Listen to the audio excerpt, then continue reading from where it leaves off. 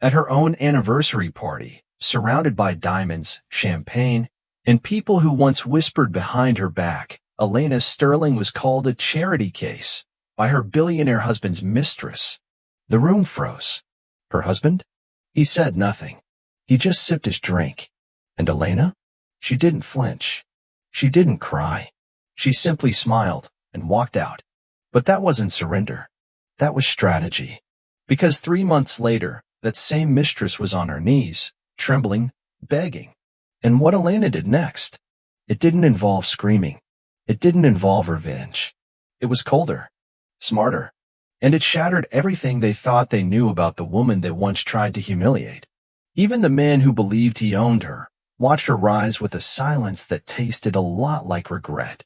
You know, I've heard a lot of comeback stories in my time, but this one will make you believe in karma like never before. Picture this, a woman so elegant, so composed that when her billionaire husband's mistress looked her dead in the eye and called her a charity case, she simply smiled and walked away. Most people would have caused a scene, thrown a drink, maybe even thrown a punch. But not Elena. She had something far more powerful than rage. She had patience, and she had a plan that would make angels weep. What happened next wasn't just revenge. It was poetry in motion. Justice served with a kind of precision that only comes from a woman who's been underestimated her entire life.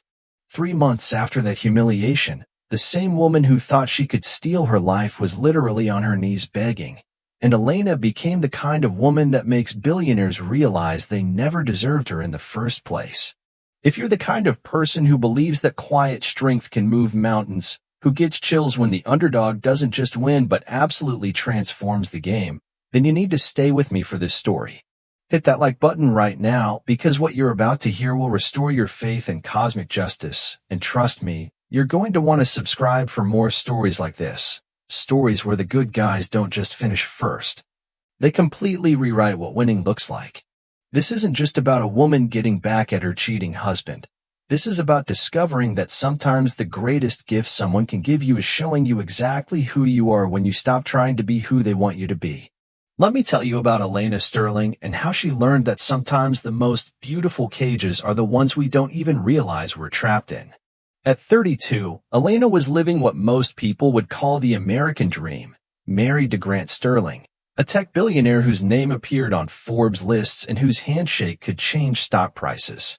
She had everything money could buy, the mansion in Beverly Hills with its infinity pool that seemed to pour directly into the Pacific Ocean, the closet full of designer gowns that cost more than most people's cars, and the charity galas where she smiled perfectly and said all the right things while photographers captured her elegance for society pages. But here's what those photographs never showed.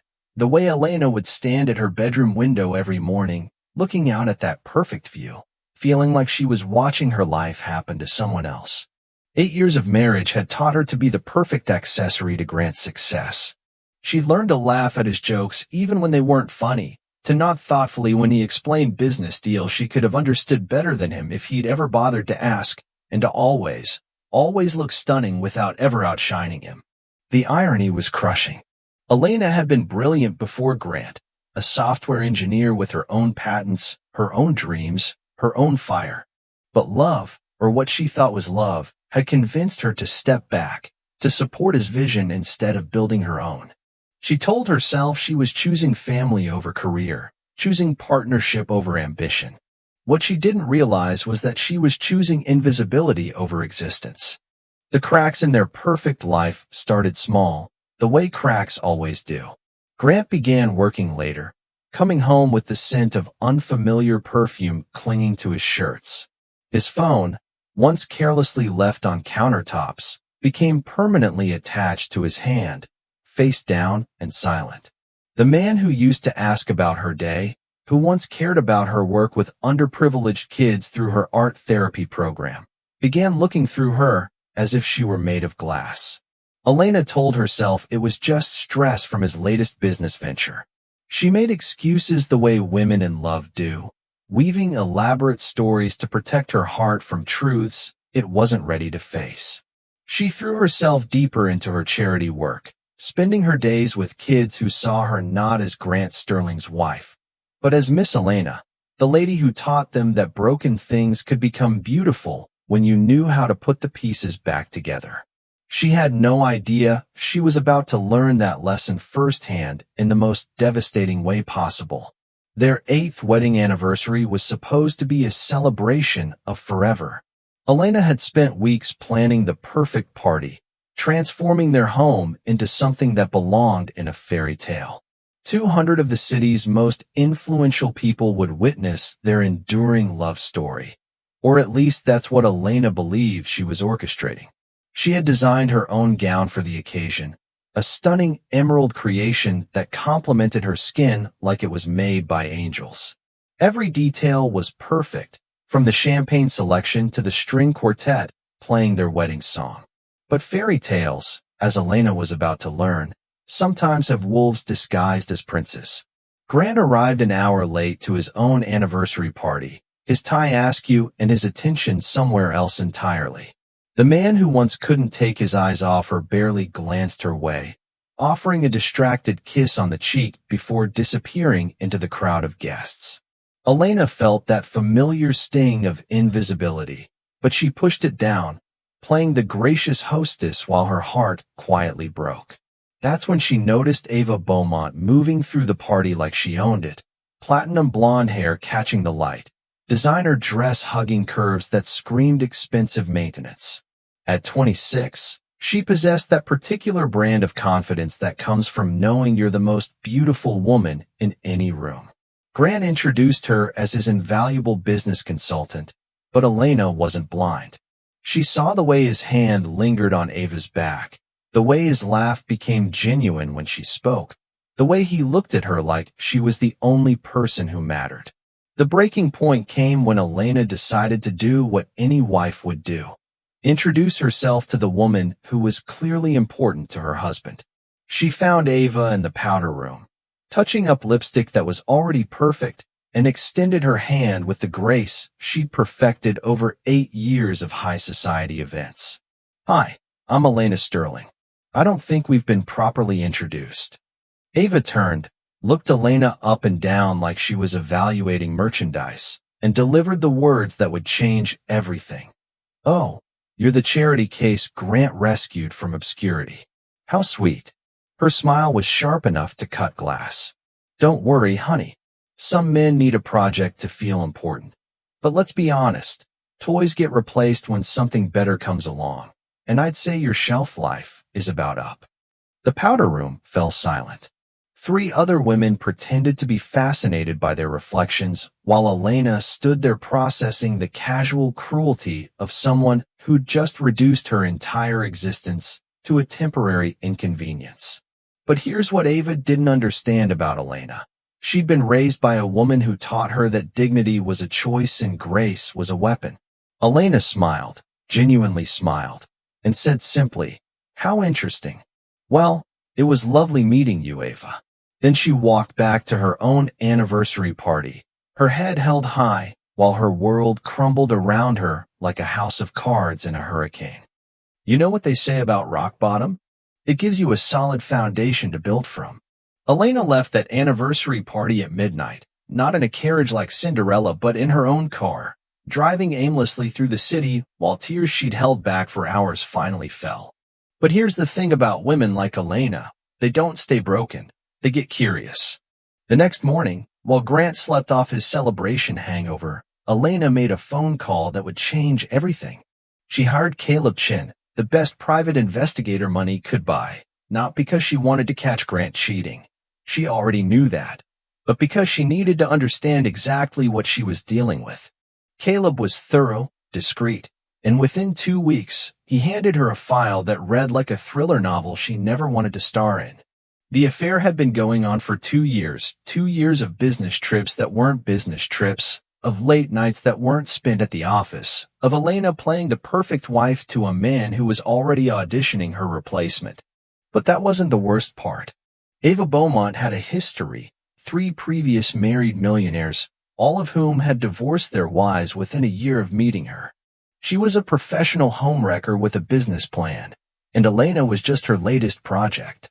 The betrayal cut deep, But what came next was the twist that changed Elena from victim to victor. While digging through Grant's financial records she had every legal right to access as his wife, she discovered something that made her blood run cold, then hot with a fury she'd never felt before. Grant's entire tech empire, the foundation of his billions, was built on her late father's software patents that legally belonged to her. Her father, Dr. Leonard Washington, had been a brilliant engineer who died when Elena was in college. In her grief and Grant's whirlwind courtship, she'd signed over power of attorney for her father's estate, trusting the man she loved to handle the legal complexities. Grant had taken those revolutionary software designs and built sterling tech around them, making billions while Elena played housewife, never knowing she was watching her own intellectual property generate the wealth that was keeping her in a golden cage. But here's where Elena's story gets interesting. Those kids she'd been working with through her art therapy program, they weren't just learning to paint and draw. Elena had been teaching them basic coding, sharing her father's love of technology, watching them grow into brilliant young minds who saw her not as someone's wife, but as a mentor who believed in their potential. 23 young adults now scattered across the tech world, all of them carrying a piece of the knowledge Elena had shared, all of them owing their careers to the woman who'd seen their worth when no one else would. Elena realized she hadn't just been hiding her own light under Grant's shadow. She'd been building an army and didn't even know it. They say timing is everything, and Grant's timing was absolutely perfect for Elena. 3 months after that devastating anniversary party, he walked into their bedroom with divorce papers and the kind of smug confidence that only comes from believing you hold all the cards. He offered her what he called a generous settlement, $10 million and the house in Malibu for a woman who had helped him build a billion-dollar empire. It was pocket change wrapped in legal language designed to make her grateful for crumbs. "Let's keep this civilized, Elena," he said, straightening his tie as if he were heading to just another business meeting. "You'll be comfortable, more than comfortable." Elena looked at those papers, then at the man she'd loved for 8 years, and did something that surprised them both. She smiled, not the bitter smile of defeat, but the serene smile of someone who knows exactly what's coming next. "Of course, Grant. Whatever you think is fair." He actually looked disappointed by her compliance, like he'd been hoping for a fight to justify his guilt. Within a week, Ava had moved her designer luggage into Elena's walk-in closet, redecorating the master bedroom like she was erasing every trace of the woman who'd built this life. Grant couldn't hide his relief at how easily his old life had been replaced by his new one. What they didn't know was that Elena had spent those 3 months orchestrating the most beautiful revenge the business world had ever seen. Remember those 23 young adults she'd mentored? They weren't just grateful former students anymore. They were now brilliant software engineers, cybersecurity experts, and tech innovators scattered across Silicon Valley's biggest companies, and they'd all received very interesting job offers recently. Elena had been quietly launching Washington Tech, named after her father, using the very patents Grant had stolen from her. But this wasn't just about money or even justice. Elena had learned something profound in those months of awakening. She didn't want revenge. She wanted revolution. Her company wasn't just going to compete with Sterling Tech. It was going to expose everything Grant had built his empire on. The SEC investigation that mysteriously opened into Sterling Tech's business practices wasn't random. Those anonymous tips about tax evasion and patent fraud didn't come from nowhere. Elena had documentation of everything. 8 years of pillow talk from a man who thought his wife was too naive to understand business had given her a masterclass in corporate corruption. When Washington Tech went public on the same day Sterling Tech stock plummeted 40%, Grant finally understood that his quiet, compliant wife had never been weak. She'd been gathering intelligence. The woman he dismissed as a charity case had just become his biggest nightmare, and she'd done it with the same grace she'd shown when walking away from that powder room insult. Sometimes the best revenge isn't getting mad, it's getting everything. The call came on a Tuesday morning while Elena was reviewing architectural plans for her latest project. Ava's voice, once dripping with condescension, now trembled with desperation. "Elena, we need to talk. Please." They met at the coffee shop where Elena used to grab lattes before her charity work, A deliberate choice that reminded her of the woman she'd been before Grant and the woman she'd become after him. Ava arrived looking like a designer ghost of her former self. The platinum hair was still perfect, the outfit still expensive, but something fundamental had shifted. Desperation has a way of stripping away all pretense. "I know you hate me," Ava began, her manicured fingers wrapped around a coffee cup like it was a lifeline. "But Grant, he's lost everything. The house, the cars, the company. The lawyers are saying he might face criminal charges." Elena sipped her coffee, watching this woman who'd once called her a charity case now begging for charity herself. "I'm sorry to hear that, Ava. That must be very difficult for you." The irony wasn't lost on either of them. Ava had targeted Grant for his wealth, had destroyed a marriage to secure her golden ticket, only to discover she'd chained herself to a sinking ship. The billionaire she'd seduced was now facing bankruptcy and potential prison time, while the woman she dismissed as worthless had become one of the most powerful people in tech. "He keeps saying you must have inside information, that you cheated somehow," Ava continued, her voice cracking. "But I know better. I've been watching you since that night. You're not who I thought you were." Elena set down her cup and looked directly at Ava for the first time since she'd sat down. "You're right. I'm not. I spent 8 years being who Grant wanted me to be, and then I spent 3 months remembering who I actually was. The difference is I never needed to tear anyone down to build myself up." But here's what made Elena's victory complete. It wasn't just about Grant and Ava getting their comeuppance.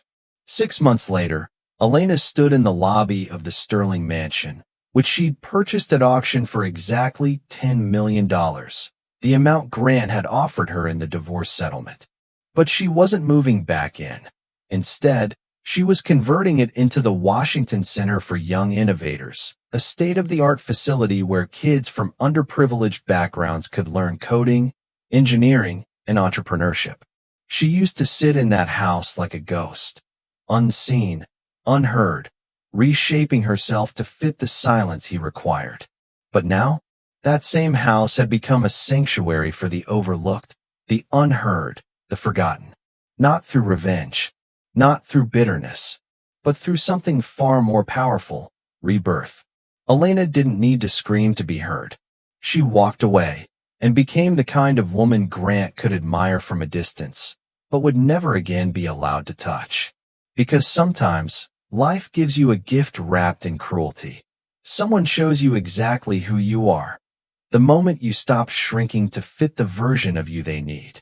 And from that quiet devastation, she rose, not loud, but luminous. Not vengeful, but untouchable.